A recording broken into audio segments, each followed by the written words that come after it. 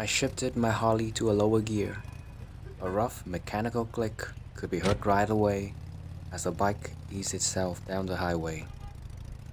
I've got time to waste, I thought, so why not waste it well? I wasn't supposed to be riding back home then, but plans had changed. So there I was. The night was rather still, only disturbed by the distant hum of traffic and the roar of my bike. Above, the moon, though how dim it was and covered partly by ominous clusters of clouds, blessed my night journey with much needed illumination. I could feel the cool air coming from the head. How sweet and refreshing it was, like a soft kiss, relieving and comforting. Exactly what I needed. Leaving the busy city behind, I couldn't help but thinking about the future ahead. I had come there to find a job, to get out of the door and medial flyover country, in the hope that one day I could make a name for myself. But luck hadn't been on my side. Alas, in my heart, still a country boy, I found myself caged and isolated in the psychotically unending struggle of urban life. I yearned for freedom, as hard as you could imagine. I had to leave my dream behind and come back home. But that also meant I had failed. Being truthful to yourself is never easy. It took me some time to finally admitting that disappointing reality. And the future ahead is always uncertain. That decision might turn out to be the right one, or I might wither away in the smothering comfort of home and never to realize the full potential in me. Staying might also turn out to be the right decision, or I might lose myself in the sea of mindless robots. I wasn't sure, and the thought just kept on wandering in my mind. To have a moment or two absent from such distress was a welcoming experience. Night rides are my jam. As the hum of traffic was getting lower and lower, I found myself alone, but at peace. The only thing I could hear was the roar of my Harley's engine and the gripping of rubber on the dry and dusty asphalt highway. Slowing down, the night wind, instead of hitting hard, it was gently caressing my face, like a steady massage, soothing and calming down all troublesome worries. I took in a deep breath and then exhaled, fresh and clean. That was all I felt. After a few kilometers, the enjoyable sensation ceased to exist. Everything was eerily quiet all of a sudden. The rhythmic pumping of the twin pistons and the sound of gripping rubber, in contrast with the silence surrounding, seemed too loud. The atmosphere had turned cold, and I found myself shivering lightly from such changes. And the worst of all, something in me was screaming at me, telling me something was very wrong. Not only did I feel cold, I felt vulnerable. I was being watched. Ahead, just 100 meters or so, hiding in the foliage of the roadside tree line, I saw a vague silhouette. It was too dark for me to make out anything, but I had a bad feeling about it. The way it was moving under the cover of vegetation irked me somehow. As a response, I sped up a little bit and got myself ready to go full throttle if need be. Also, I turned my bike to the other lane just to create some distance between me and the thing. As I was getting closer, the mysterious thing abandoned its cover and revealed itself. Slowly, I could make out its fur, a shade of matte brown with a slight hint of orange tint under the dim moonlight. Finally, I saw what it was. A lone coyote. Nothing dangerous at all. Seeing that, I breathed a sigh of relief. But it was not for very long. Suddenly, the coyote stood up on its hind limbs, the way a human would. As it was doing so, I couldn't help but notice how unusually long all four of its limbs were, and something was moving under its skin. some parts of its body disgustingly bulged up, while others contused and sunk in as if everything inside was expanding and shuffling around. Its fur, matte coyote brown, started shedding, one patch after another, as the creature was getting taller and taller. The remaining fur stretched out and flaked off like pieces of dandruff. The skin beneath was the color of sickly pale white.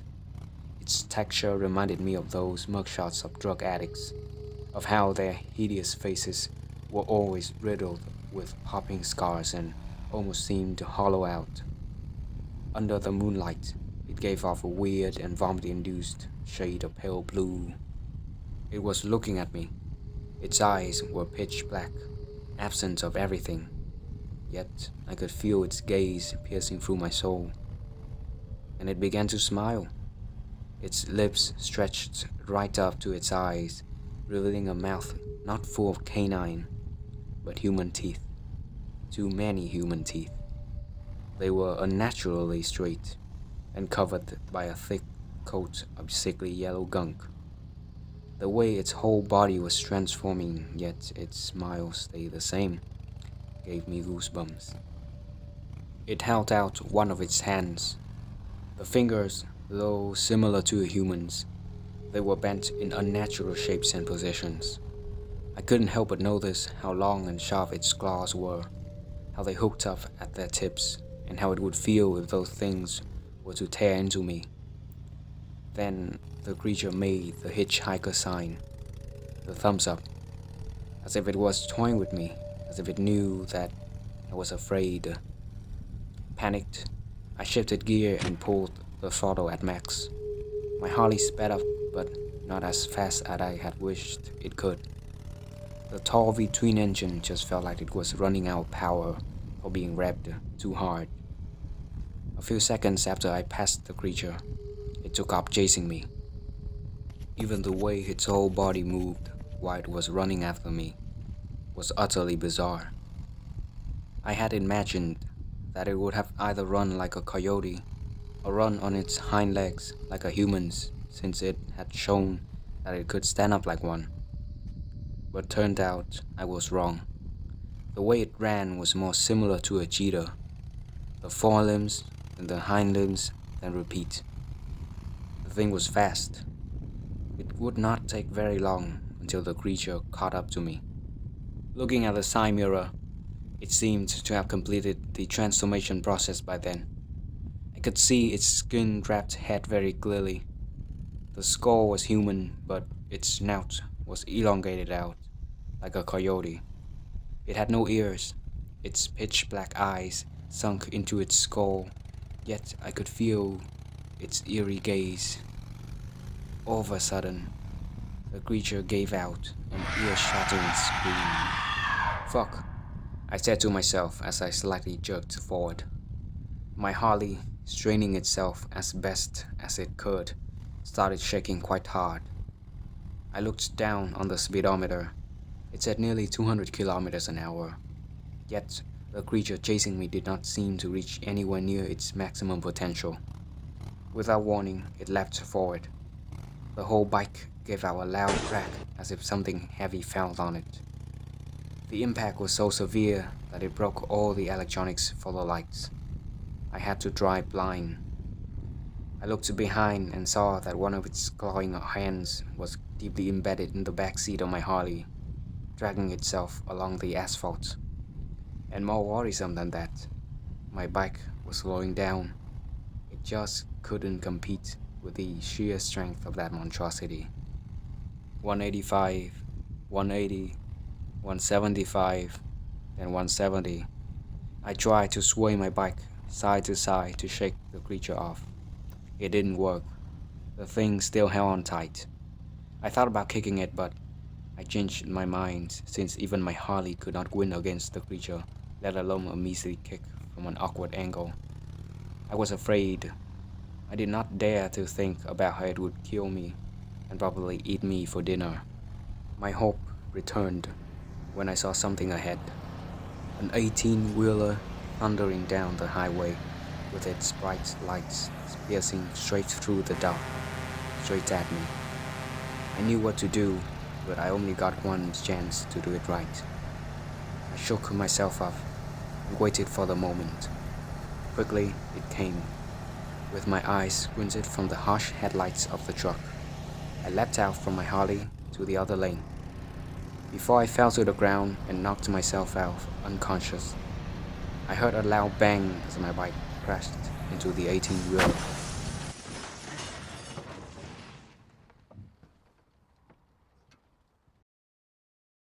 I woke up in the hospital. My whole body was aching like hell, and almost all of it were covered in cast.